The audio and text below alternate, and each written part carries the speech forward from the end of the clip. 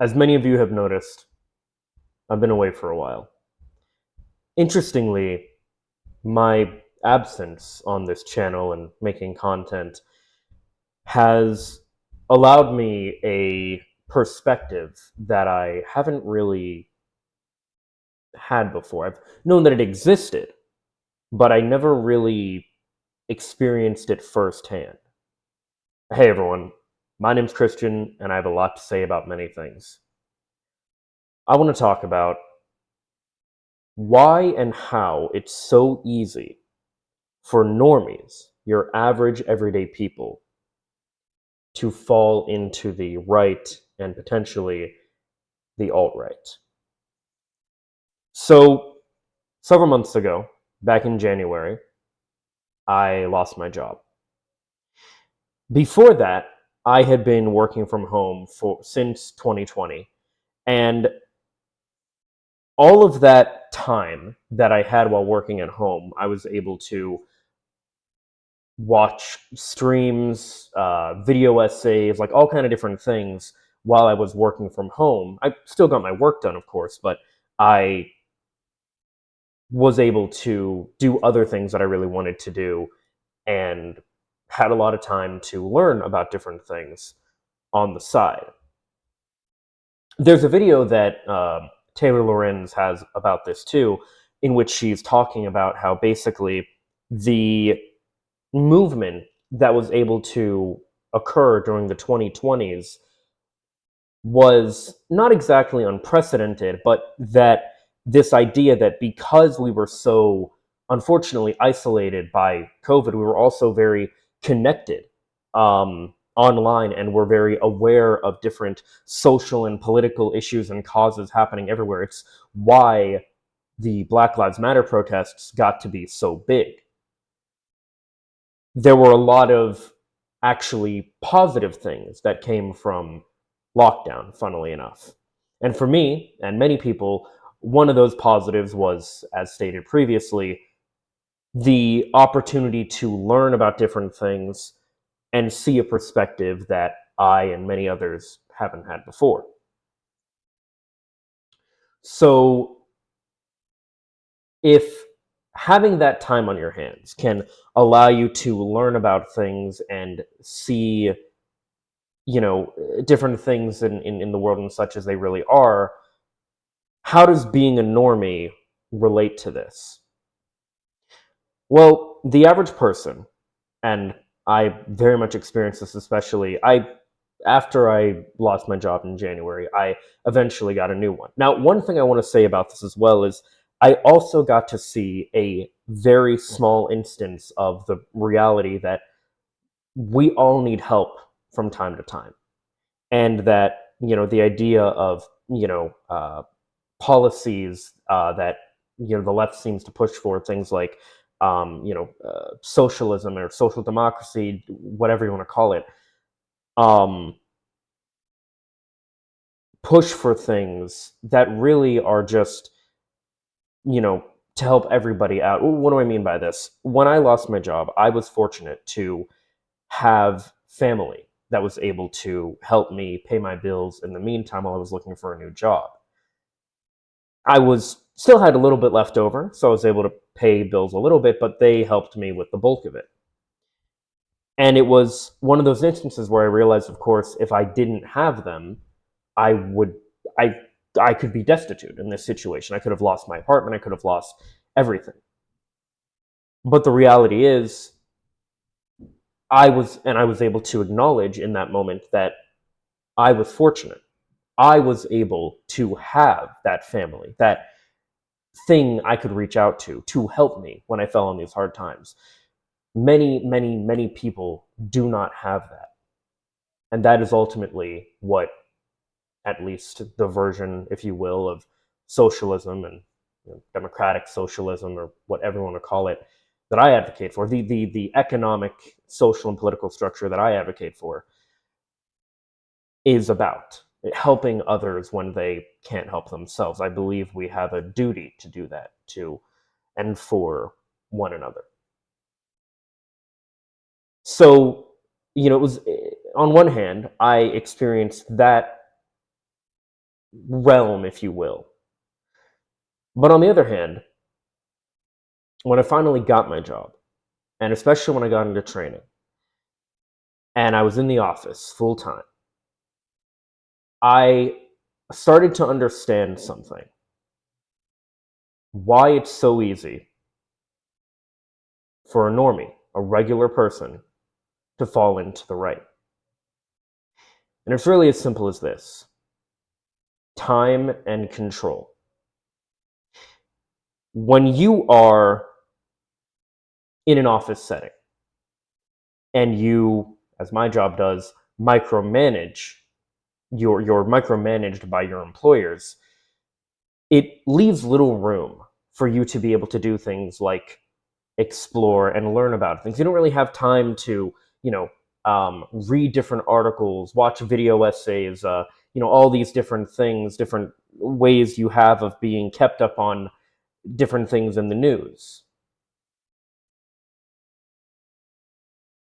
And yet, many people who think that they are apolitical are very political. See, they think they're apolitical because they're not directly watching something from Fox News or CNN or Ben Shapiro or something, but they're seeing very strong right wing talking points pushed to them on things like TikTok or YouTube or whatever it might be. And so, what ended up happening to me and what happens to a lot of people is basically you're going about your day at work and you're just drained from it.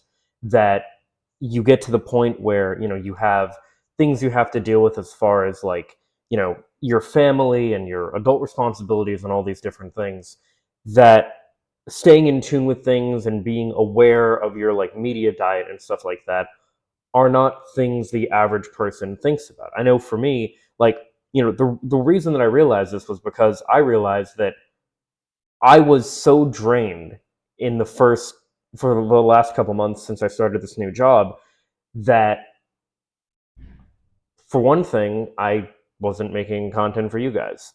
I wasn't really following the stuff that I had been before because I realized every day that I came home, I just wanted to like chill out. I just wanted to like watch a movie, play a video game, read a comic book, hang out with friends, do anything other than something that would require something like this. Which is crazy because for me, this is something I'm passionate about. Sharing my thoughts and ideas with you guys on a multitude of different things. But it became something that was more and more difficult because I was so drained. So in my case, I managed to um, deal with that and manage my stress at work and kind of get the people off my back a little bit, so that I'm not so drained when I come home, and I do have energy to do things like this. But again, the average person doesn't. At my job in my office, most people, they'll just flat out tell me they like go and drink right after work, or they don't do anything with their lives. Anything on the weekends, anything productive, anything that they're passionate about, they're just living for the weekend or living for the end of the day, but they're not doing anything at the end of the day. And this isn't to say that like you have to be productive all the time. I'm not one of those people. But when you can't bring yourself to do the things you're passionate about, to create, to put something back into the world, I believe that is very much the point of the work week being set up in the way that it is and draining people like us in that regard. See, the reason that it's so easy to fall into the right wing is because conservatism is natural.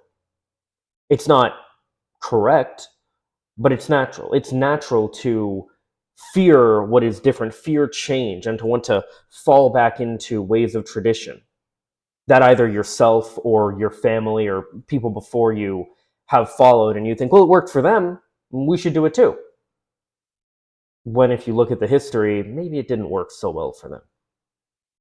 maybe a lot of the systems we have in place worked very well for a small group of people, but for the vast majority of people, not so much. That's a very hard reality to contend with. It's difficult for a lot of people, myself included, to acknowledge that people who set up incredible things like society as it is before us might have been awful people. And this is true in all aspects. It's difficult to accept that your favorite artist or your grandfather or your whatever might have been or probably was a racist or misogynist or homophobic or whatever it might be. But these are the realities of life and of history. We need to contend with that reality. But it is so easy to want to curl up into that feeling of a sense of nostalgia. It's so easy to do that. And then when you do, if you take this far enough, you start with those TikTok videos that might have some light racism or light misogyny or something of that nature. And then you go further and further. Most people, I would argue, don't fall completely into the alt-right pipeline, but most people are in some way in the alt-right, or at least the right wing in some capacity pipeline, where they find more and more things that radicalize them more and more to the right. And I'm not entirely for the left wing pipeline necessarily either. I don't. That's not really a thing that exists nearly as much as the alt right pipeline, and it certainly doesn't have the same level of actual power that the right wing does.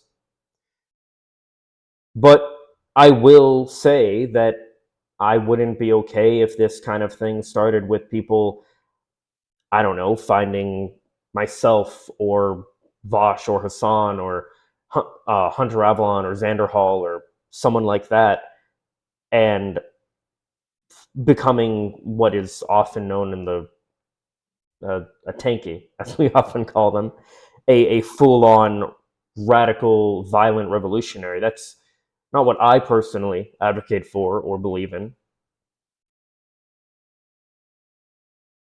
But it is very easy to fall into conservatism because, like I said, it's natural. It's natural to fear what is different. It's natural to respect and think that those that came before you must be better, must have it figured out, when in actuality, maybe they do, maybe they don't. The reality is, we're always figuring things out about ourselves, about the world, about life, about everything. Some things will have correct that our forefathers didn't, and I'm sure many things we'll miss that the people after us will figure out instead. You got to think, there was a time where people had no idea about things like germ theory. Now we wouldn't think twice about, or we would think it's, disgusting to, like, I don't know, not wash our hands after going to the bathroom. And yet I know there are people that do, but that's besides the point.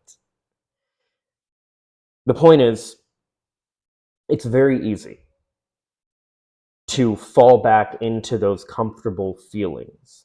And especially when these people give you like, point to a real issue that you have, that you see happening in the world, and they say, well, it's their fault. You know, oh, why are you as a young man not getting laid? Because feminism ruined women. Why are you not able to get a job? Because immigrants took them. Why are you, like, all these different things? Just, it's crazy. But it is so easy to fall into this. And the reason that I am talking about all this, the reason that I am making this, is because, for one, I just noticed how easy it was. I noticed how, like, so many things I would see and things people would show me and stuff, like at my office, or friends or whatever it might. And I don't mean like I have an office. I mean like the office I work in. I'm not like super, but all these different things. I would see, yeah, there's some pretty strong right wing sentiment here. And I noticed how easy it is to laugh at that joke, or to just go along with this thing that's right wing talking points are so normalized that we don't even think of them as political when we see them. And yet, we have people legitimately afraid of seeing like gay people kissing in a movie or something. That's political. The existence of a gay person or a non-gender conforming person, gender non-conforming person or whatever it might be, that's political. But a little meme about how the president just bombed Iran to the theme of Bob Iran by the Beach Boys, yeah, it's catchy. Yeah, it's kind of funny. But when you stop and you take a moment and you think, what is this actually doing? What is this saying? It's really fucked up. It's propaganda. It's doing exactly what it's supposed to do. But right-wing propaganda is so normalized, we don't even recognize it as propaganda in the first place. How do we get better about that? I honestly don't know.